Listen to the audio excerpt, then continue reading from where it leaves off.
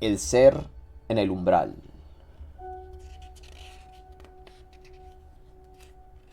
Uno. Es cierto que le metí 6 balas en la cabeza a mi mejor amigo. Aún así, espero probar, mediante la siguiente declaración, que no soy su asesino.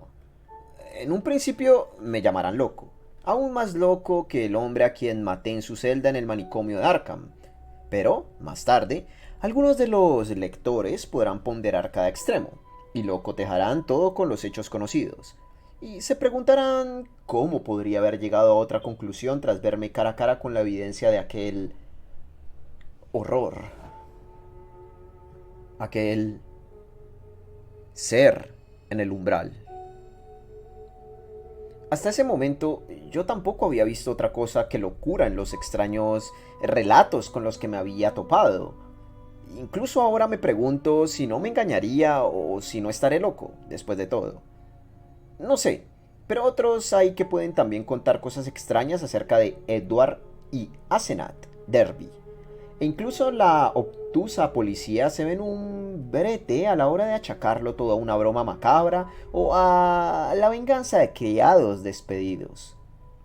Pero ellos saben en sus adentros que la verdad es algo infinitamente más espantoso e increíble. Por eso afirmo que no he matado a Edward Derby. Lo he vengado, más bien, y al hacerlo he librado a la Tierra de un horror cuya existencia podría haber desatado indescriptibles horrores contra la humanidad. Hay zonas de negra sombra cercanas a nuestra vida cotidiana y, aquí y allá, algunas almas malignas logran abrir una vía de comunicación hasta ellas. Cuando eso sucede, el hombre avisado debe obrar sin parar mientes en ello.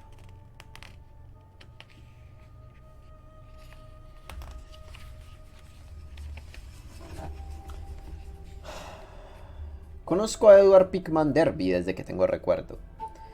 Aunque 8 años más joven que yo, era tan precoz que teníamos ya mucho en común, cuando él contaba 8 años y yo 16. Era el erudito infantil más asombroso que yo haya conocido y a los 7 escribía versos de un talante sombrío y fantástico y casi morboso que dejaban atónitos a sus tutores. Quizá su educación privada y una mimada reclusión tuvieron algo que ver con su prematuro florecimiento. Siendo solo un niño, sufría de una debilidad orgánica que les quitaba el sueño a sus atribulados padres y que los llevaba a mantenerlos siempre a su lado. Jamás le dejaban salir sin su niñera y apenas tenía oportunidad de jugar sin restricciones con otros chicos. Todo eso, sin duda, despertó una extraña y secreta vida interior en el muchacho, con la imaginación como único camino hacia la libertad. De cualquier forma, sus estudios juveniles eran prodigiosos y estrafalarios, y su facilidad de escritura tal que bastó para cautivarme a pesar de mi mayor edad. Por esa época ya me sentía inclinado hacia un arte de tipo grotesco, y descubrí en aquel chico más joven una extraña alma gemela.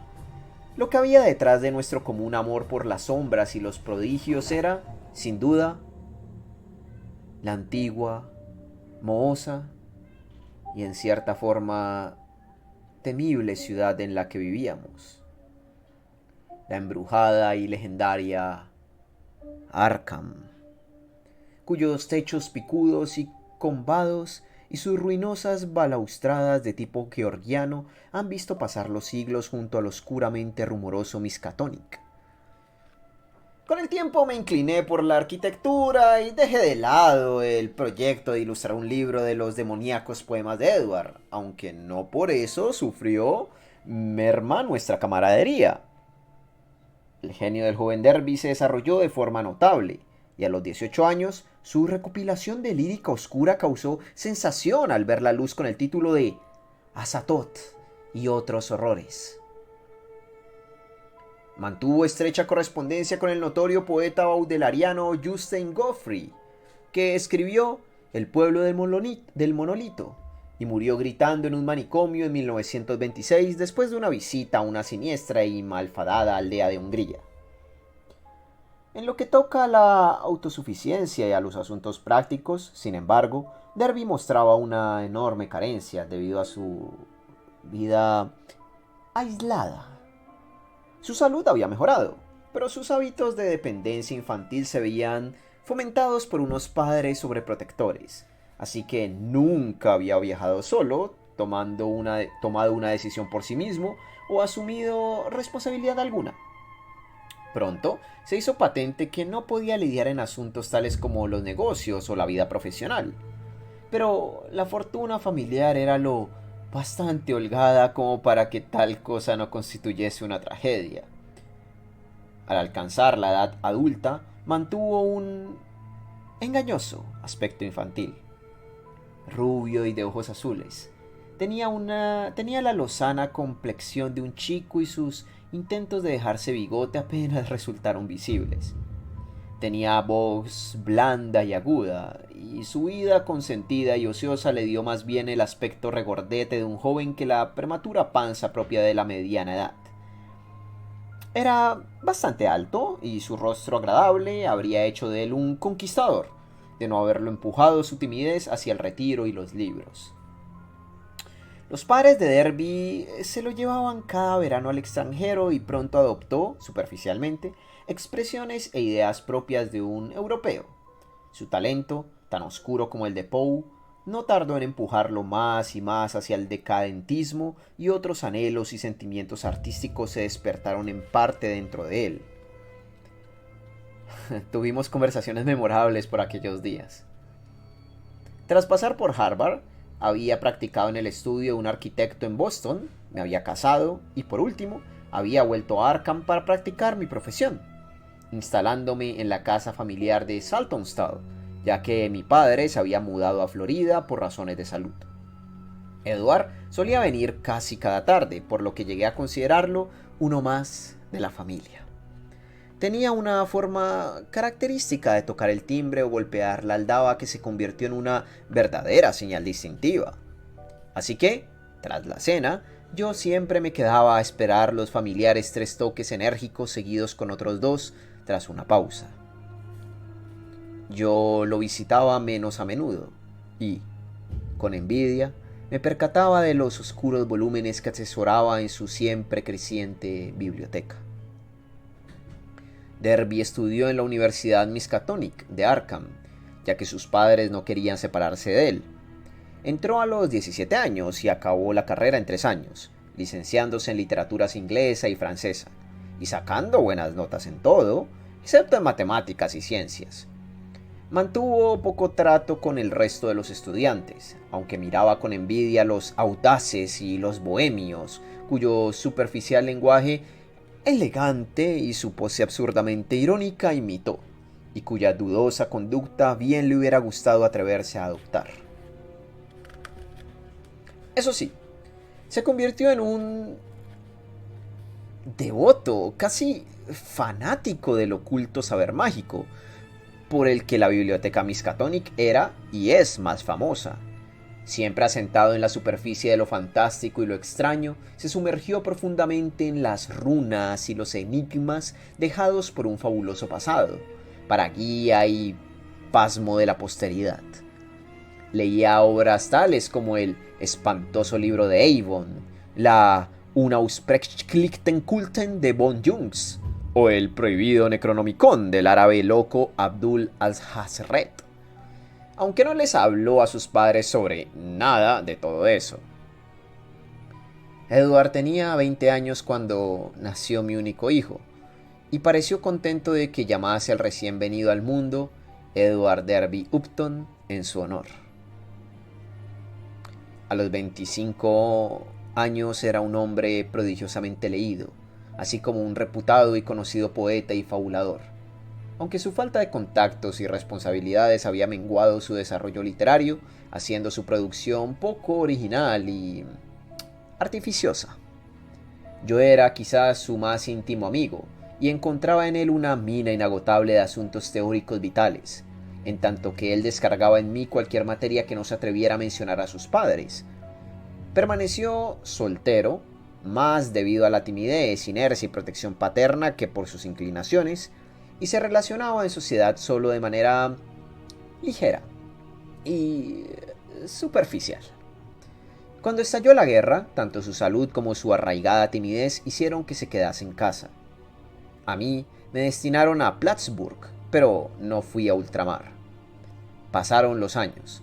La madre de Edward murió cuando él tenía 34 y, durante meses, quedó incapacitado por una extraña dolencia de tipo psicosomático. Su padre se lo llevó a Europa, no obstante, y consiguió sobreponerse sin secuelas visibles. De ahí en adelante pareció sentir una especie de júbilo grotesco, como si se hubiera liberado, en parte, de alguna invisible atadura.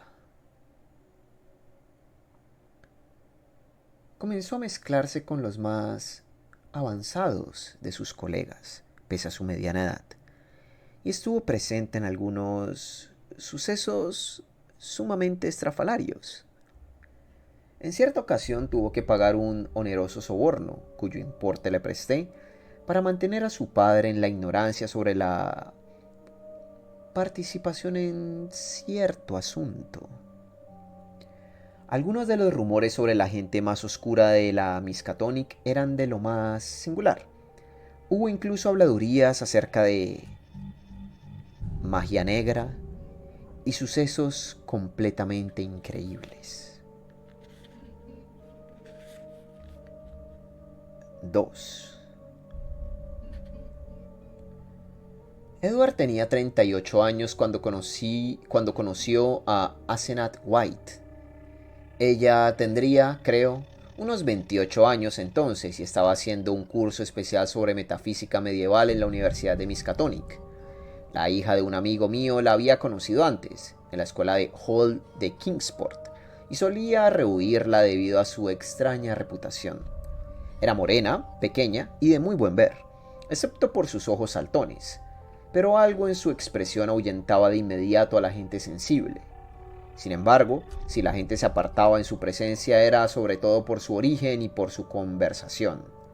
Era una de las White de Innsmouth, y muchas oscuras leyendas habían manchado durante generaciones a esa decadente y medio abandonada Innsmouth y a sus habitantes. Circularon historias sobre horribles tumultos en el año 1850, así como sobre gente no lo bastante humana en las antiguas familias del arruinado puerto pesquero. Eran historias como solo un yanqui de viejo cuño puede concebir y propalar con el apropiado tono de espanto. El caso de Asenath se veía agravado por el hecho de ser la hija de Ephraim White, fruto de su vejez y de una desconocida esposa que siempre se mantenía oculta. Ephraim había vivido en una mansión casi ruinosa de Washington Street, en Innsmouth, y aquellos que habían visto el lugar, la gente de Arkham se mantenía alejada del lugar mientras podía, referían que las ventanas del ático estaban siempre cerradas y que, en ocasiones, unos extraños sonidos salían de su interior al caer la tarde. El viejo tenía reputación de haber sido en su día un portentoso estudioso de lo mágico, y las historias decían que era capaz de desatar o aplacar tormentas marinas a su antojo. En su juventud se le había visto una o dos veces cuando fue a Arkham a consultar prohibidos tomos de la biblioteca universitaria, y se había granjeado la antipatía de todos por su rostro lobuno y saturnino, con su enmarañada barba de color gris acero. Había muerto loco, en circunstancias bastante extrañas, justo antes de que su hija, que se encontraba bajo una tutoría puramente nominal, entrase en la escuela Hall. Pero esta había sido una pupila llena de morbosa avidez y a veces su mirada era tan diabólica como la de su padre. El amigo, cuya hija había ido a la escuela con Asenath White, repitió muchas historias curiosas cuando comenzaron a difundirse las noticias de su relación con Edward. Al parecer, Asenath había adoptado la pose de una especie de maga en la escuela y había parecido en verdad capaz de obrar prodigios desconcertantes. Afirmaba ser capaz de convocar tormentas, aunque su principal habilidad, según se decía, era una portentosa capacidad de predicción. Ciertos animales la aborrecían abiertamente y era capaz de hacer aullar a cualquier perro con solo efectuar ciertos movimientos con la mano derecha.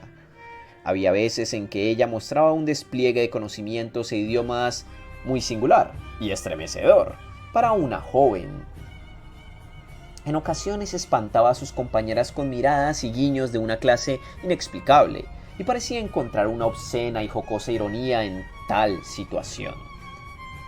Lo más insólito, sin embargo, eran los casos bien atestiguados de su influencia sobre otras personas. Resultaba incuestionable que era una verdadera hipnotizadora. Solo con mirar de una forma especial a las compañeras podía causar en éstas un marcado sentimiento de cambio de personalidad, como si el sujeto se viera por un momento en el cuerpo de la maga y fuese a medias capaz de ver, a través de la habitación, a su cuerpo real, cuyos ojos resplandecían y protruían con expresión extraña. Asenath solía hacer extrañas afirmaciones acerca de la naturaleza de la conciencia y de su independencia de soporte físico, o al menos de los procesos vitales de este último. Su mayor frustración, empero, era la de no ser un hombre, ya que creía que un cerebro masculino gozaba de poderes únicos y de alcance cósmico. Si le dieran un cerebro masculino, decía, no solo igualaría, sino que superaría a su padre en cuanto al dominio de las fuerzas ocultas. Edward conoció a Asenath en una reunión de la inteligencia, en uno de los cuartos de los estudiantes, y no era capaz de hablar de otra cosa al día siguiente, cuando vino a verme. La había encontrado pletórica de los intereses y la erudición que más le absorbían. Y además había quedado extrañamente prendado de su apariencia. Yo nunca había visto a la joven y solo recordaba débilmente referencias casuales a ella, pero enseguida supe de quién se trataba. Era bastante desagradable que Derby se mostrase tan trastornado a su respecto, pero no hice nada por desanimarlo, ya que actos así suelen ser contraproducentes. Según me dijo, no se la había mencionado a su padre. En el plazo de pocas semanas no escuché al joven Derby hablar de otra cosa que no fuera Asenath. Otros daban cuenta ahora de la otoñal galantería de Edward, aunque coincidían en que no parecía aún tener su verdadera edad, y que no desentonaba en absoluto con su extraña amada. Tenía tan solo un poco de tripa, pese a su indolencia y abandono, y no había arrugas en su rostro. Asenath, por su parte, lucía las prematuras patas de gallo propias del ejercicio de una fuerte voluntad. Por esa época, Edward me presentó a la chica y enseguida me percaté de que el interés era mutuo. Ella lo miraba continuamente, con aire casi de rapacidad, y noté que su intimidad era intensa. Poco después recibí la visita del viejo señor Derby, al que siempre había admirado y respetado. Había oído las historias que corrían sobre la nueva amistad de su hijo y había recabado la verdad completa al margen del chico. Edward planeaba casarse con Asenath e incluso había estado buscando casa en las afueras. Conociendo la usual gran influencia que yo ejercía sobre su hijo, el padre se preguntaba si no podría yo ayudarlo a deshacer todo aquel enredo. Pero yo le expresé, contrito, mis dudas al respecto. Esta vez no se trataba de la habitual voluntad débil de Edward, sino del fuerte carácter de la mujer. El eterno infante había transferido su dependencia de la imagen paternal a una figura nueva y más fuerte, y nada podía hacerse al respecto. La boda tuvo lugar un mes más tarde, en un juzgado de paz, por deseo expreso de la novia. El señor Derby, atendiendo a mis sugerencias, no puso traba alguna, y tanto él como mi esposa, mi hijo y yo mismo asistimos a la ceremonia. El resto de los invitados eran jóvenes universitarios. Asenat había comprado la vieja casa Crowninshield en el condado al final de High Street y se proponían establecerse allí después de un corto viaje a Innsmouth, de donde tenían que venir 3 criados, así como algunos libros y enseres. No debió de ser tanto por consideración a Edward y a su padre como por el deseo íntimo de estar cerca de la universidad y su biblioteca, lo que llevó a Asenat a establecerse en Arkham en vez de volver definitivamente a casa. Cuando Edward me visitó después de la luna de miel, lo encontré algo cambiado. Asenat le había hecho librarse del ralo bigote, pero había algo más. Se le veía más sensato y pensativo, y había trocado su habitual aire de rebeldía infantil por algo que casi parecía verdadera tristeza. Tuve dudas a la hora de decidir si tal cambio me gustaba o disgustaba. Desde luego, de momento parecía más adulto que antes. Quizá ese matrimonio había sido algo bueno y ¿no podría ser que aquel cambio de dependencia fuese el comienzo de una verdadera neutralización que llevase por último a una independencia responsable? Vino solo, ya que Asenat estaba muy ocupada. Había traído consigo un enorme montón de libros y aparatos de Innsmouth. Derby se estremecía al pronunciar ese nombre, y estaba acabando de acondicionar la casa Crowninshield y los terrenos. Su hogar natal, esa ciudad, era un lugar bastante inquietante, pero ciertos objetos de allí le habían enseñado cosas sorprendentes. Progresaba con rapidez en el campo de lo esotérico, ahora que estaba bajo la tutela de Asenat. Algunos de los experimentos que ella se proponía eran sumamente osados y radicales, aunque él no se sintió en libertad para entrar en pormenores, pero tenía confianza en sus poderes e intenciones. Los 3 criados eran muy extraños. Una pareja de increíble edad que había estado con el viejo Efraín y que se refería a veces a él y a la madre muerta de Asenat en forma críptica, así como una moza morena con marcadas anormalidades en las facciones que parecía exudar un perpetuo olor a pescado.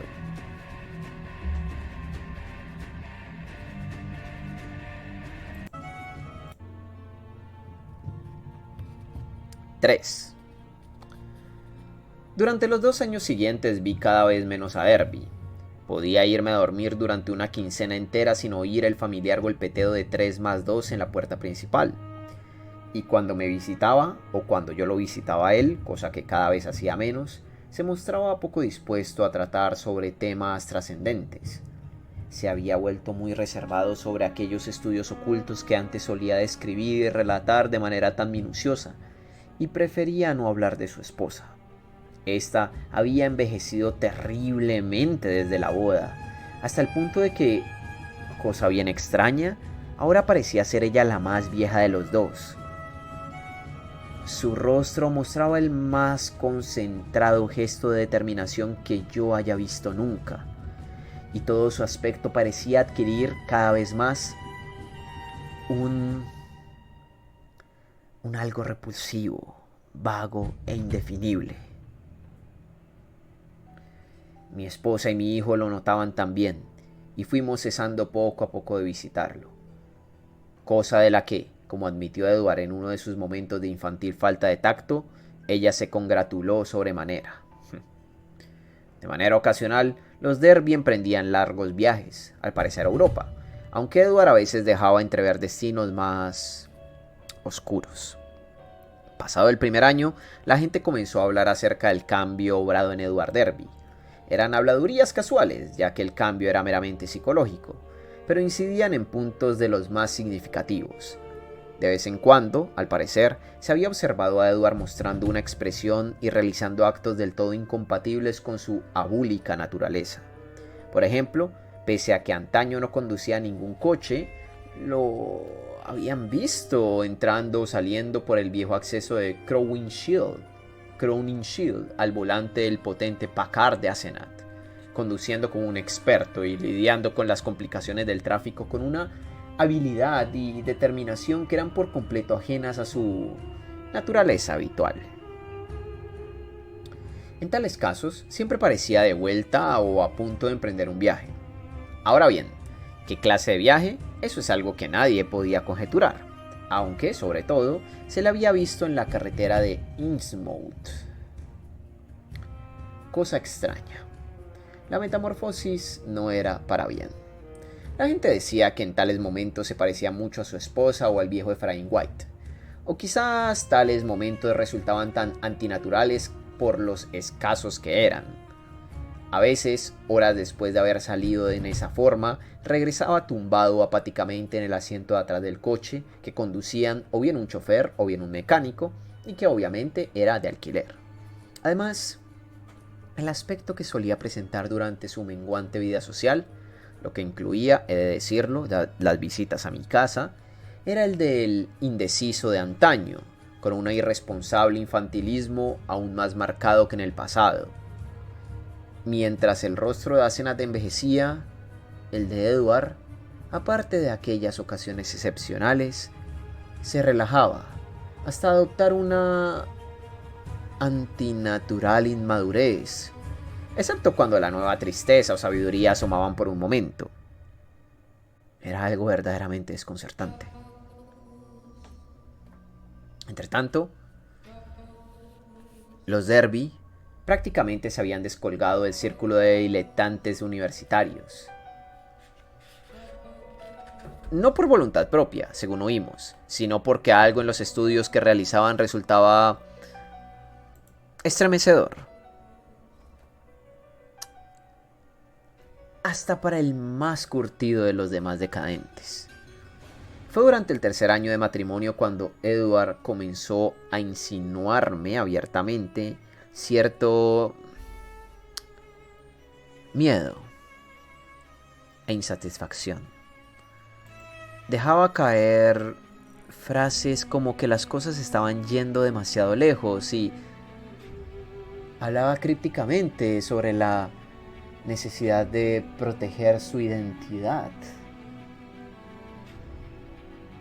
Al principio pasé por alto tales referencias, pero con el tiempo comencé a preguntarle con precaución, recordando lo que la hija de mi amigo había dicho sobre la influencia hipnótica de Asenat sobre las demás chicas del colegio, así como los casos en los que las estudiantes habían pensado estar en el cuerpo de su compañera, mirando a través de la habitación hacia sí mismas. Ese interrogatorio pareció alarmarlo y agradarle al mismo tiempo, y una vez musitó algo acerca de mantener en su momento una charla en serio conmigo. Por esa época murió el viejo señor Derby, algo de lo que más tarde me congratulé. Edward sufrió un duro golpe, aunque no se hundió.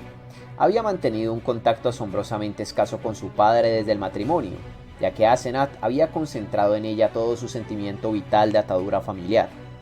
Alguien dijo que se había mostrado indiferente a la pérdida, sobre todo porque aquellas despreocupadas y sigilosas escapatorias en coche aumentaron en frecuencia. Deseaba regresar a la vieja mansión Derby, pero Asenat insistió en permanecer en la casa Crowninshield a la que se había acomodado. No mucho después, mi esposa escuchó una curiosa historia de labios de una amiga, una de las pocas que no había dejado de lado a los Derby. Había ido al extremo de High Street con la intención de visitar a la pareja, y había visto como un coche salía a todo gas, con el rostro de Edward, extrañamente confiado y casi burlón, inclinado sobre el volante. Al llamar a la campanilla, la había recibido la repulsiva moza que le comunicó que Asenat había salido. Sin embargo, tuvo oportunidad de echar un vistazo a la casa al marcharse. Allí, en una de las ventanas de la biblioteca de Edward, había vislumbrado un rostro que se apresuró a ocultarse. Un rostro cuya expresión de pena, derrota, y lamentable indefensión se hallaban más allá de cualquier descripción posible. Era la cara de Asenath, algo increíble en vista de su papel normalmente dominante, pero la visitante habría jurado que, en ese instante, eran los ojos tristes y desvalidos del pobre Edward los que la miraban.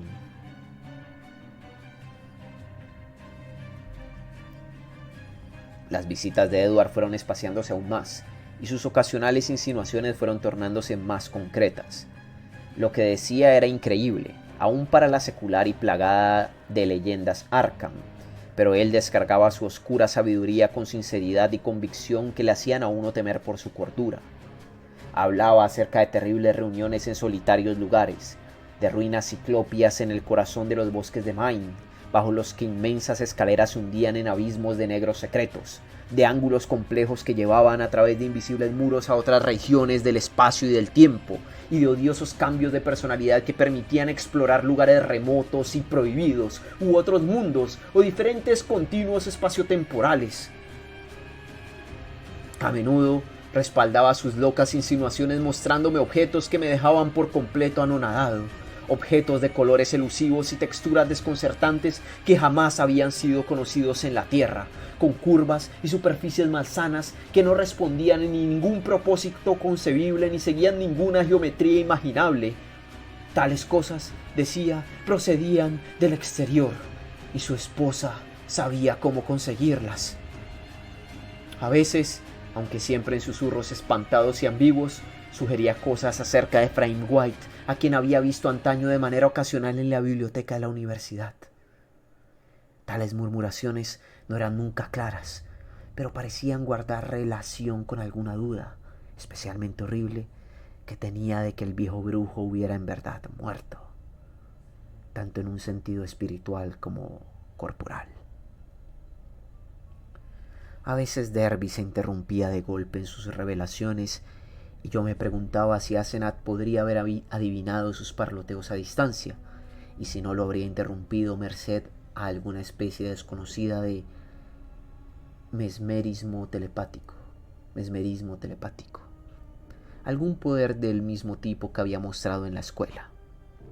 Desde luego, ella sospechaba que me contaba algo, ya que, en el transcurso de las semanas, trató de hacer que cesara en sus visitas mediante palabras y miradas de una potencia inexplicable. Tan solo con dificultades conseguía él venir a verme, ya que, aunque pretendiera ir a alguna parte, una fuerza invisible bloqueaba por lo general sus movimientos o le hacía olvidar a dónde pretendía dirigirse. Me visitaba por lo general cuando Asenath estaba lejos con su propio cuerpo, dijo una vez de forma extraña. Ella siempre acababa por enterarse. Los criados acechaban sus idas y venidas, pero, al parecer, ella no veía procedente tomar medidas drásticas.